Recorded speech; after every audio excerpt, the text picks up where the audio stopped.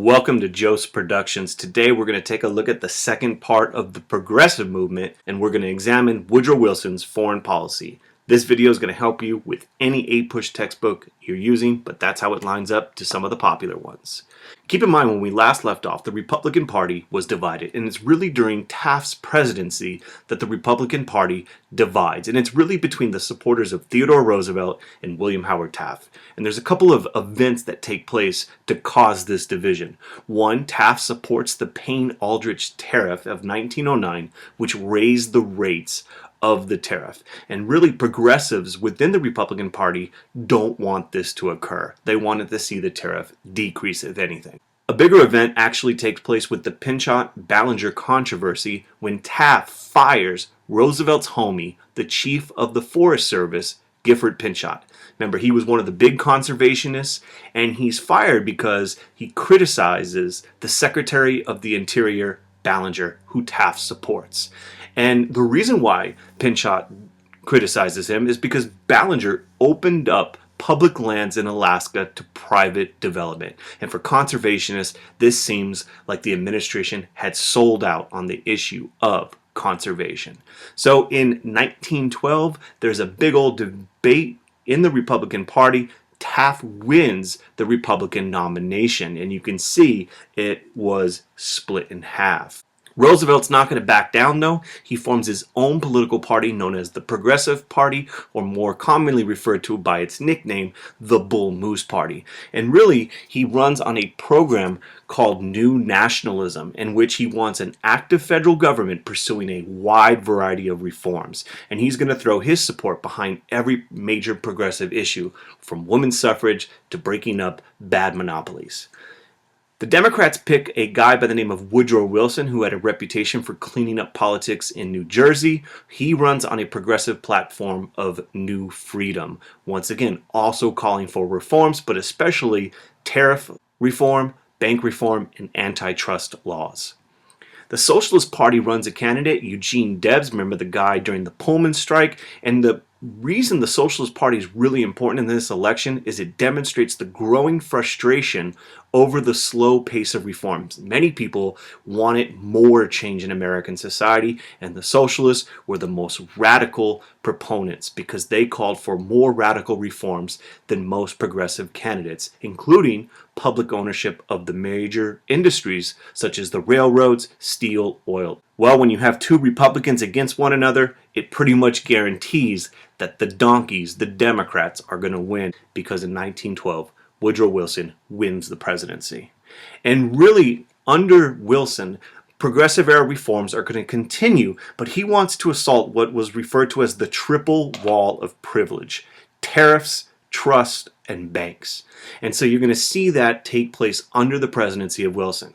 Tariff reform, the Underwood Tariff, is passed in 1913, which lowered the rates of tariffs. It's the first major tariff reduction in 50 years, so this is a big win for those people who did not like high tariffs, like farmers, for instance.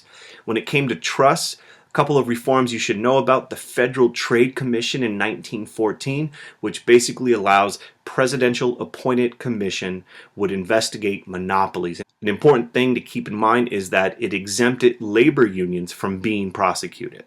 And of course, the Clayton Antitrust Act is passed in 1914, which increases the power of the Sherman Antitrust Act. So more regulation, federal regulation of monopolies.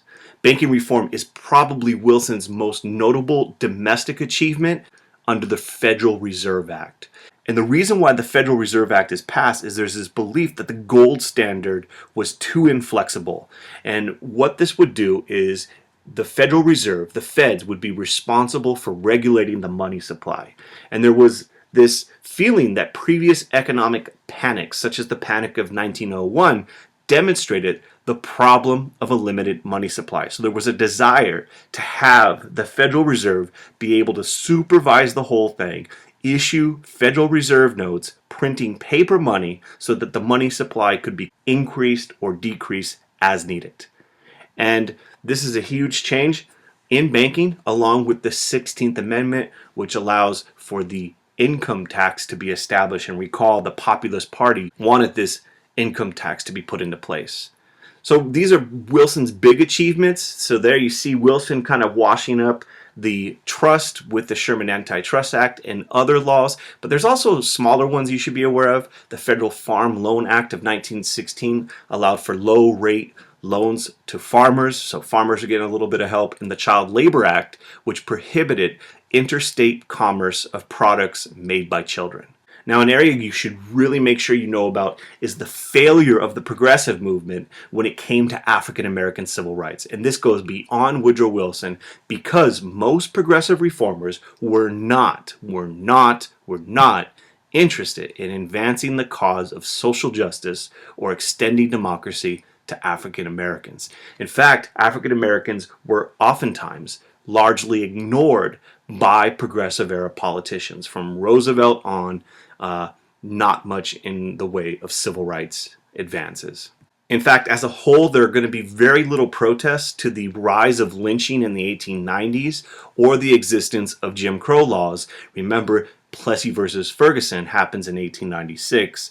And so an important thing to keep in mind, since African Americans lack mass support from the progressives, they're going to advocate for themselves. And there's a couple of different people that you need to be aware about. We've already met Booker T, but a quick review, never hurt anybody.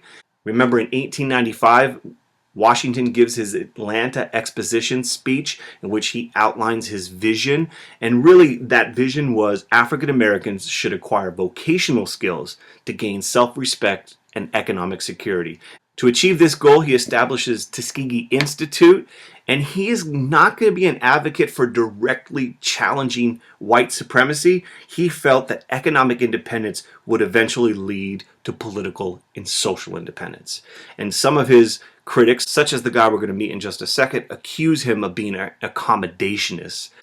The other big figure in the civil rights movement is W.E.B. Du Bois. He writes his very influential The Souls of Black Folk. He rejects Booker's gradualism, and he demanded immediate political and social equality for African American people. He's a figure in the Niagara movement, where a group of civil rights leaders meet at Niagara Falls, and they kind of eventually turn this movement into something called the National Association for the Advancement of Colored People in 1909, the NAACP. Ida B. Wells is a very important figure you should also know about. She is going to be a very vocal advocate against lynching and also women's suffrage and in general just civil rights as a member of the NAACP and other organizations. Another key thing you should keep in mind is the role of women. And although women were playing a more active role in the progressive era, they are not always supported by progressive era reformers. One example is the issue of suffrage. Woodrow Wilson is not going to be an advocate for an amendment granting women the right to vote, and women were advocating on their own. In fact, the National American Woman Suffrage Association, NAWSA, was headed by Carrie Chapman Catt. She becomes the president during this period, and she favored fighting for suffrage, the right to vote, with a state-by-state strategy. Basically, win the right to vote in individual states, and eventually you would have enough that national politicians such as Wilson would support giving it to women in the entire country. This was not supported by all members of NAWSA, and one important figure that you definitely need to know about is Alice Paul. She breaks away from NAWSA and forms the National Woman's Party in 1916. They are much more militant. They're going to protest in front of the White House before and during World War I. And their big goal is a national amendment granting women the right to vote. And eventually this will take place with the 19th Amendment. Wilson, like I said, will not initially support this, but eventually it will pass. So wrapping up the kind of progressive movement, keep in mind all of these presidents are all going to seek reform at the national level, and there's going to be varying degrees of success and failure. Another important topic is Wilson's foreign policy. And remember, the U.S. was increasingly pursuing an aggressive foreign policy in places such as Asia and Latin America. We saw McKinley with the open door policy, Roosevelt with his big stick policy, Taft with dollar diplomacy. Wilson's going to shift direction with a policy called moral diplomacy. And part of what moral diplomacy was, and you could see this in the political cartoon, is that Wilson wanted to promote democracy to other countries. He also wanted to pursue less imperialistic policies. You're going to see an improvement of relations between the United States and countries such as the Philippines and Panama. However, Wilson isn't going to be immune from wanting to intervene in other countries' affairs. And the best example is what Wilson does in Mexico. Little context for you. Mexico had a revolution, the Mexican Revolution, and it removes the dictator Porfirio Diaz from power.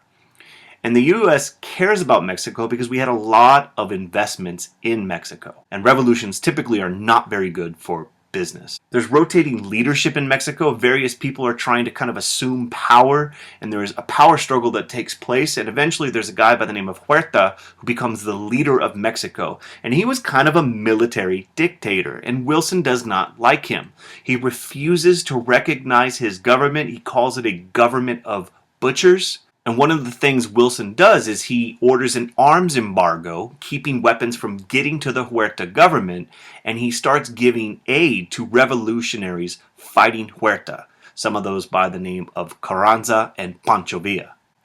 Well, things get a little heated because American soldiers are arrested by Mexican officials at Tampico. It's known as the Tampico incident. Those are the guys who were arrested, and there's this period where Mexico's not apologizing in the manner that we would like, and U.S. naval forces occupy the Mexican port of Veracruz.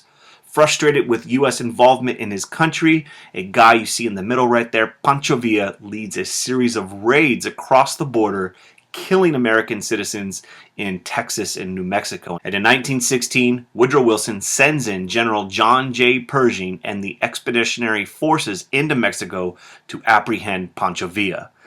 They're unable to arrest him, and the countries are very close to war, and the only thing that really kind of stops it from possibly occurring is the growing threat of war in Europe causes Wilson to remove the troops. And that leads us to the big thing, the Great War, World War I. We're not going to talk about the causes. There's a variety of factors that contributed to the outbreak of World War I. You know, most people think of them as main militarism, alliances, imperialism, and nationalism. Of course, the immediate cause is the assassination of Franz Ferdinand in June of 1914. World War I begins. It's important you keep in mind our reaction to the war is we advocate a policy of neutrality. Even more important is that you understand that U.S. neutrality was very difficult to maintain. The struggle is real. A couple of things. The United States was never completely neutral during World War I. What the heck does that mean? From the start, we had a stronger connection to England than Germany. We shared a language. We have legal and political institutions. They used to be our mama. In fact, American public opinion was largely anti-German, even though there's a lot of German immigrants in America at this time. Largely anti-German for a variety of reasons. One, the autocratic government of the Kaiser. They don't have a democratic system. The fact that they invaded Belgium. Propaganda, especially from England, like the poster you see right there. And of course, that history with the Allies, France and England namely, draws us much more to the Allied cause. Another reason is American manufacturers, bankers, and investors heavily sided with the Allied cause.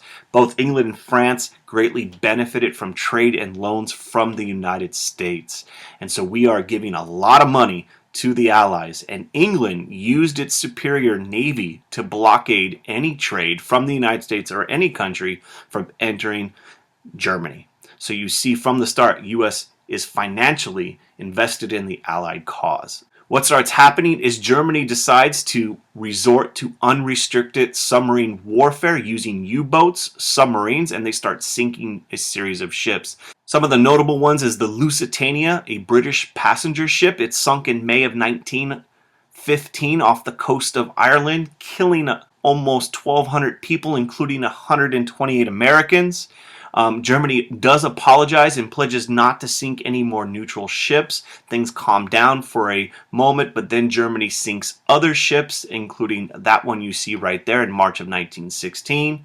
Wilson once again threatens to cut off diplomatic relations with Germany, and the U.S. and Germany are very close to war. You could see Uncle Sam is frustrated in the political cartoon, demanding that Germany stops, and Germany does issue the pledge, where Germany promises we won't sink any more ships without warning those aboard. The big issue in the election of 1916 when Wilson's running for re-election is the fact that he kept us out of the war. He reminds voters that he was the one who kept us out of war, and he easily wins re-election.